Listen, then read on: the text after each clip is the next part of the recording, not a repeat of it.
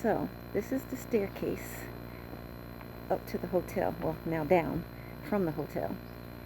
And the guys that were carrying our luggage, who looked significantly older than us, came up this staircase like it was nothing. And I basically felt like I was going to die. So, it's a mountain. So yeah, and it just keeps going and going. And yeah, it's a lot. But they acted like it was nothing. But they come up here every day, up and down all day long, with luggage. And apparently it's just no big deal.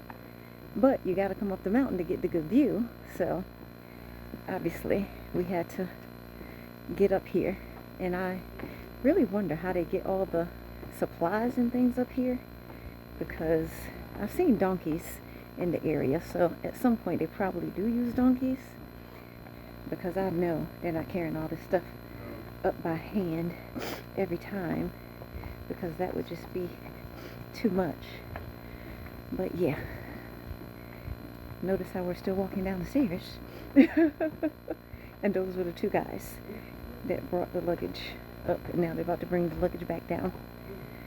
So yeah, and yes, there's still more stairs. Oh my gosh, beautiful little artwork for the city. But yeah, still not down,